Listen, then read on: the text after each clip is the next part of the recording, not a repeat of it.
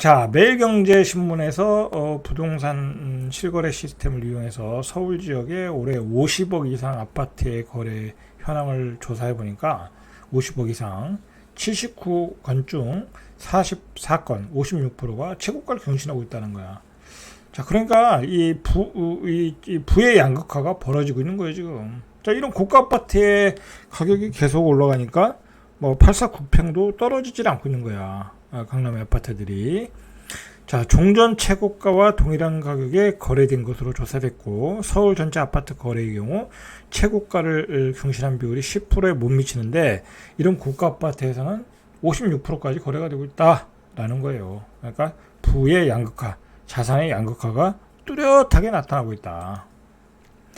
자, 금액 기준으로 상승폭이 가장 큰 단지는 아크로 서울 포레스트 이제 이런 데는 이제 펜트하우스죠. 그죠? 펜트하우스 95억 원에 거래됐고 55억에 거래됐던 게 95억 원. 뭐 이런 거 사는 사람들은 돈 많은 사람들이니까 뭐 가격이 그냥 띡 올라가는 거야. 2년 전보다 뭐 2년 전 이것도 비쌌을 텐데 그거 더블 주고 사네. 그죠? 얼마나 돈을 많이 벌었으면.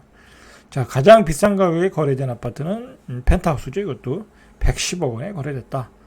뭐 돈 많은 사람들이 그냥 뭐라 그럴까요? 주고받는 거래지. 뭐 이걸 뭐라 그러겠어요. 자, 이런 그 서울의 이 버블이 끼고 있는 상황에 우리 옆 나라에서는 지금 난리가 났어요. 자, 이런 기사가 났어요. 4천조 원 그림자 금융 위기. 자, 그러니까 제도권 밖이라고 표현하기에는 아주 적절한 용어는 아닌데 뭐 비제도권이라고 해야 되나? 뭐 알 수 없는 그 지하에 있는 그런 금융이 그림자 금융이 중국이 4천조 원이라는 거예요. 이 4천조 원에 문제가 생길 수 있다라는 기사가 나오고 있어. 그러니까 이 중국에서 나오는 기사는 계속 안 좋은 기사가 나올 수밖에 없어. 그것의 진위는 우리가 알 수는 없지만 뭐 사실 뉴스가 계속 안 좋게 나오다 보면 그 뉴스 때문에 무너지는 경우가 있다고. 근데 그 뉴스를 누가 내겠냐고. 응? 그럼 미국이나 뭐 서방 측에서 내지 않겠어요? 뭐 중국에서 내겠어요? 중국은 절대 그런 기사를 안 내겠지. 거기는 뭐 통제되는 국가고. 그리고 문제는 뭐냐면 중국의 금융 시스템을 우리가 믿을 수가 없잖아. 걔들은 하도 뻥튀기고 거짓말하고 뭐 이 회계도 조작하는 나라니까 우리가 알 수가 없다고. 그러니까 우리가 그 미국 측에서 아니면 그 서방 측에서 나오는 그쪽에서 기사들을 믿을 수밖에 없는데 안 좋은 기사가 나올 수밖에 없다니까. 왜냐하면 양털깎기를 해야 되니까 여기. 그러면서 이제 4천조 원을 또 오늘 얘기를 했어요. 그러니까 여러분도 서방에서 나오는 기사를 잘 면밀히 봐야 돼. 이걸 그냥 가능하냐 안 가능하냐가 아니라 방향을 보는 거야. 방향을. 자, 4천조 원 얘기가 나왔어. 자, 그 다음에 나온 얘기가 이건 뭐 나온 얘기는 팩트지 이건. 그죠? 중국 부동산 황다가 미국에 파산보호 신청을 했어. 실제로 일어나고 있잖아. 그죠? 일어나고 있어. 중국 당국이 놀래가지고.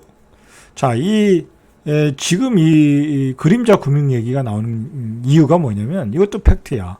여기 중농 아니야, 이게. 신탁회사. 신탁회사. 여기가 이제 소위 말해서 자본을 6%, 8%의 이자를 준다. 그러니까 우리에게 돈을 맡겨라. 투자 신탁회사 그런 거겠죠.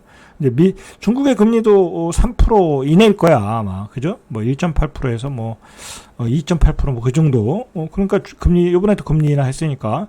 근데 6%에서 8% 이자를 줄 테니까 우리한테 돈을 맡겨라. 했는데 돈을 못 주겠다라는 거야. 왜? 6% 8%의 이자를 주려면 돈을 벌어서 줘야 되는데 뭐 중국의 경제가 지금 돈을 벌어서 주지도 못하고 또 대부분이 또 이게 부동산에 투자했다는 거야. 그죠? 근데 부동산이 지금 망하고 있잖아. 자, 이 그림자 금융의 중심에 이 중릉이라는 회사가 있다라는 거야. 그래서 유즈 트러스트에 따르면 올해 7월 말까지 7월 말이에요. 이거 그러니까 이거 뭐야 이거 벌써 8월 넘어갔는데 그죠? 벌써 8조 원에 달하는 채무 불이행 상태가 될 정도로 신탁업계의 문제는 새로운 것이 없다. 심각하다라는 거야. 자, 이게 중국의 그림자 금융은 4천조 원. 그죠? 뭐 100개 원. 컨트리 가드는 자산이 부채가 한 200 몇 조 원. 그죠? 그러니까 뭐 중국은 그냥 우리로 보면 IMF로 가고 있는 거야. IMF로.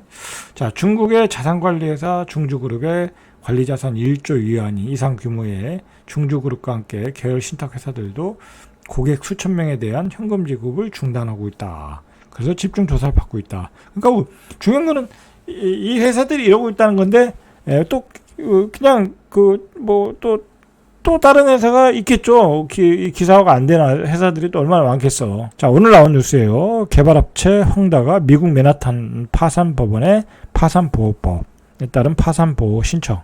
자, 챕터 15를 신청했다라는 거야. 이게 이제 구조조정하는 동안에 미국 내 자산을 보호하기 위해서 진행하는 국제적인 지급 불능 상태라는 거야. 그러니까 이 미국에다가 파산보호 신청한다는 건 중국 입장에서는 자존심이 상한데 민감하잖아요. 자, 얼마나 급했으면 했겠냐고. 중국 당국의 허락을 받고 했는지 안 받고 했는지 모르지만.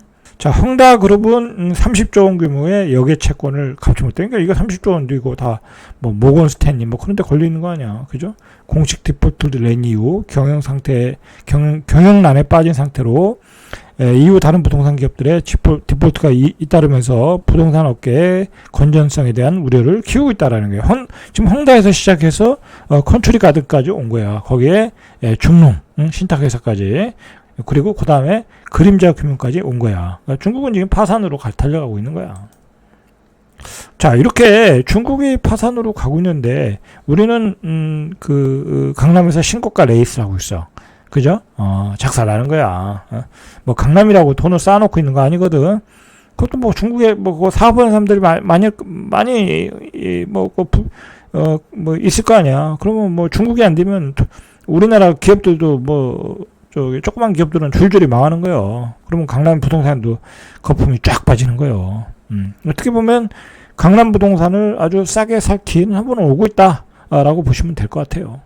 자, 이게 문제가 뭐냐면 여기까지 가야 돼. 지금 오늘 얘기는 헝다, 컨트리 가든, 그 다음에 그림자 금융의 부실, 거기서 국영 부동산 개발업자도 광범위한 손실을 보고 있다라는 거야. 이게 이제 국영기업은 손실을 보는 데가 아니거든. 중국의 국영기업은 막강한 재정을 가지고 있으니까. 근데 국영기업도 부실해지고 있다. 여기는 상상을 초월할 정도지. 만약에 부실해진다고 하면 금액이. 자, 블룸버그가 분석한 결과, 이게 또 블룸버그잖아. 그죠? 그러니까 서방 측에서 계속 나오는 거야. 본토와 홍콩 증시에 상장된 38개 국영 건설업체 중 30개가 상반기에 손실을 기록했다. 38개 중 30개가 손실을 기록하고 있다는 거야. 특히 중앙정부가 소유한 가장 큰 부동산 개발업체 중 가장 큰 업체예요. 선전의 화교송도 손실을 보고 있다. 자, 이제 한 올해 말이나 내년 정도에는 이제 이 화교송 얘기가 나오겠죠. 자, 화교송은 상반기에 3,115억 원의 손실을 봤다. 이 정도는 큰 금액은 아닌 것 같아요. 중국 입장에서는. 이제 몇 조가 되면 문제가 되는 거죠. 자, 이렇게 화교송이 손실을 본 것은 1997년 증시 상장한 이후에 처음이라는 거야. 처음이다. 자, 이 국영회사도 왜 부실해지냐면 부실에 빠짐에 따라 민간 회사들이 이제 부실에 빠짐에 따라 국영기업이 민간 기업이 진행하던 사업을 인수하는 거야. 그 인수는 뭐냐고. 팔리질 않는데 집들이, 중국의 집들이, 중국 사람들이 이제 돈이 없는데.